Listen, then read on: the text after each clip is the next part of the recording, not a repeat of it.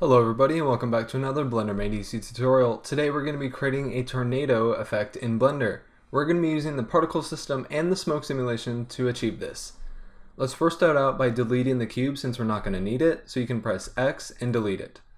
Then you can press Shift A. We're going to be adding in a circle, so go over to circle, and over in the toolbar you can change the fill type to N-gon so it creates a face right in the middle just like that. Next, I want to move this up 5 grid units above the grid, so you can press G, Z, and then 5, and then enter. Now we are ready to set up the particle system. So go over to the particle system and click New.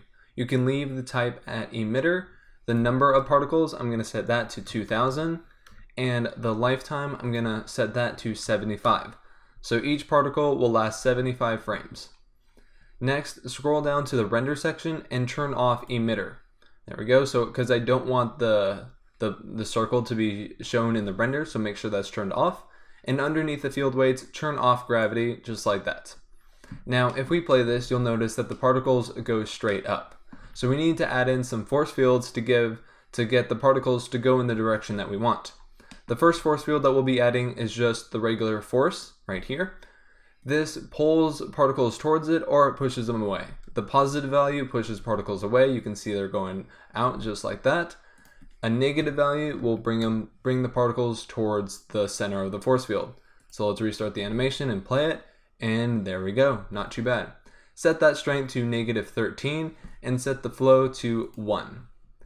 Next force field that we'll be adding is a vortex right here. This will just make the particles spin in a circle. We're going to set the strength of this to 7 and the inflow to a value of 1. One more force field that I want to add into the scene is a magnetic force field. This will just make it a little bit more smooth and give the particles more of a tornado sort of shape. Let me actually delete that and show you guys what it looks like right now. So you can see that is what it looks like. It has a little kind of circle motion right here, which I don't really like. So with the magnetic force field, this will kind of smooth out the shape a little bit. So I'll place it right around there and make sure the shape is set to plane and not point. And now if we set the strength to 6 and the flow to a value of 2, you'll notice that that little circle or that little ball right there is gone. So let's restart and play. And there we go. That looks a lot better. Now, let's restart the animation and we'll select all of the force fields. If we play this and we move the force field around, you'll notice that the particles are moving with it, and it actually looks pretty cool. So what we're going to do next is animate where this force field is in the scene. So with all the force fields selected and the regular force as the active object, I'm going to hit Control P and go Object. And that will parent these other two force fields to this main one. So now if this one is selected and I move, it moves all of the force fields. Perfect. Then hit I and go location on frame 1. Now let's open up the graph editor and we'll do some animating. So open up the graph editor, so split the view, scroll down here and go graph editor. Open up the location and select the X location, then press N. If we go over to the modifier tab right here, we can add in a noise modifier, and this will just basically give it some random movement. We'll add that in, and if we play this, this is what it looks like currently. So we need to adjust it so it's not so jittery. So I'll zoom in here. Okay, the scale right here is just how big how tight the bumps are. So we'll go like that. We'll see what that looks like. It's not too bad. Let's go a little higher, and then we'll bring up the scale of how high the bumps are right here. Maybe we'll give it 2.1. It's a little much. Let's go with 1.8. We'll see what that looks like. We'll restart it and play it. Still a little strong. Let's go with 1.5. I think that will be a good number. There we go. And then I'll bring up the scale just a little bit to 25. There we go. Not too bad. Okay, so I want to copy this modifier over to the Y, but not the Z, because I don't want it to go up and down, just along the Y. So an easy way to copy modifiers is just click this button on the left, and that will copy it. Then click on the Y location and then paste it in right there. Currently, the seed, or whatever you want to call it, is exactly the same, the pattern, because if I switch over to the X, it's exactly the same. So I want to turn up the offset just to a random number so it's not exactly the same, so it's just a little different. There we go, and then we can see what it looks like. Not too bad. I might want to bring up the scale of this one just a little bit and bring down that just a tad. Let's go with 1. There we go. The X, it just seems a little strong, so I'll just go to 1 on the scale right there. There we go. That's a little bit better. Okay, so now that we've done that, let's bake in the particles and then we'll add in the smoke simulation. So right click on your circle, go over to the particle system, scroll up to the baking cache right here, then hit bake. And since this is a very simple particle system, it bakes really fast. Now we are ready to set up the smoke simulation. So with this circle selected, go down to Object, Quick Effects, and Quick Smoke. This will automatically add in a domain for us and a material already in place. Make sure you are in cycles when you do this or it's not going to add the material.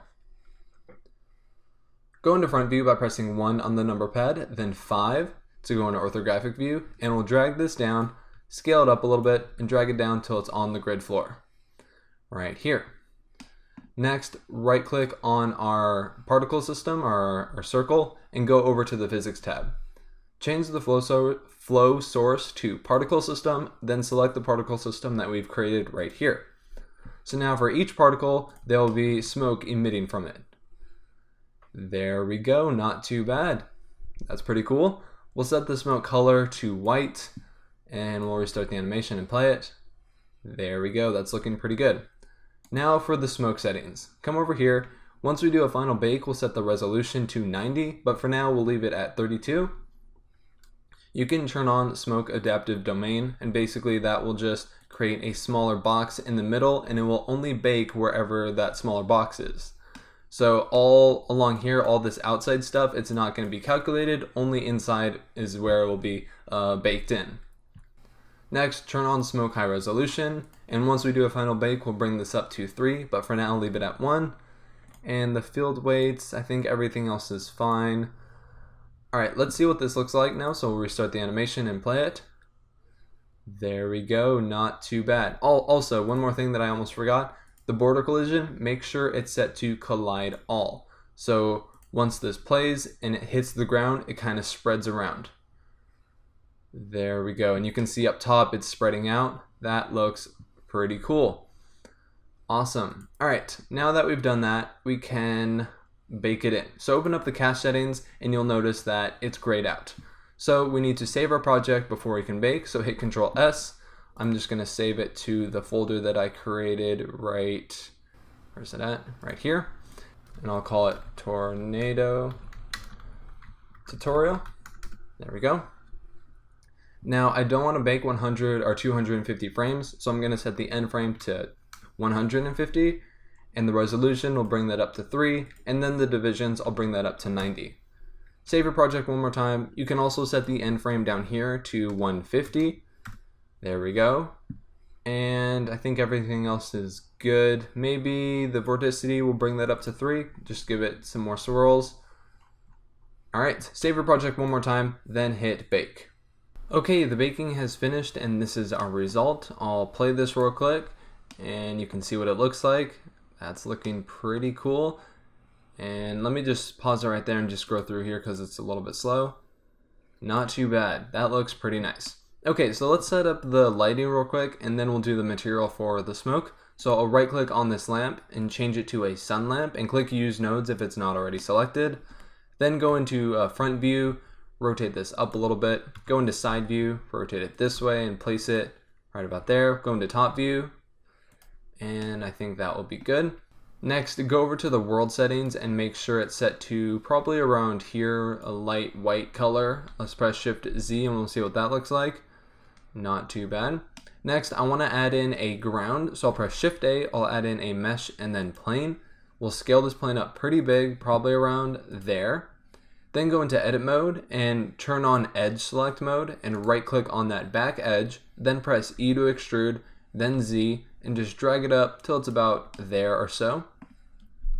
Next, hit Control 6, actually Control 5, then go into edit mode, right click or Control R, add in a loop cut here, and just drag that back so it pinches that corner just a little bit. Then you can press T and open up the toolbar and go smooth shading on that. Then go over to the modifier tab and turn both of the view and the render to 6. There we go. Let's go into a front view and we'll snap the camera. So probably around here, and I'll hit Control Alt 0 and I'll snap the camera into place. I'll right click on it and position it probably around here. I'll press G, middle mouse button, and drag it back. I think that will be good. Let's press Shift Z and see what this looks like now. Not too bad. We got a nice shadow right there. I think that's pretty cool.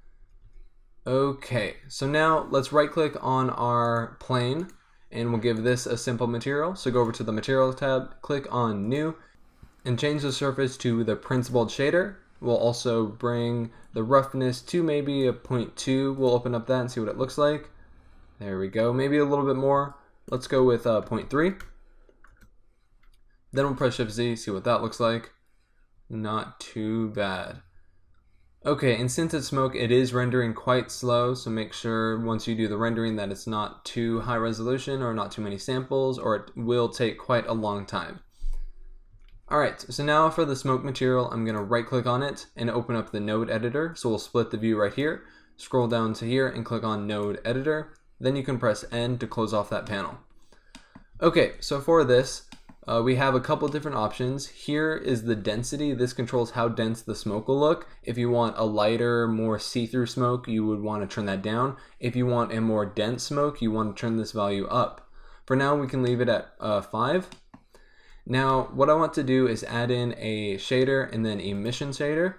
We're going to do the exact same thing that I did with the mist tutorial, if you guys watched that, where we add in a transparent shader and emission and mix them. And so it will make the smoke look a little bit more white.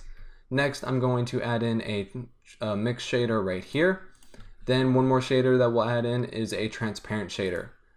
Take the color, or take the output of the transparent, plug it into the top, the emission into the bottom. Take the color out of the density and plug it into both the emission and the transparent. Then press Shift A, we'll go to input and then light path right here. And take the is camera ray and plug it into the factor.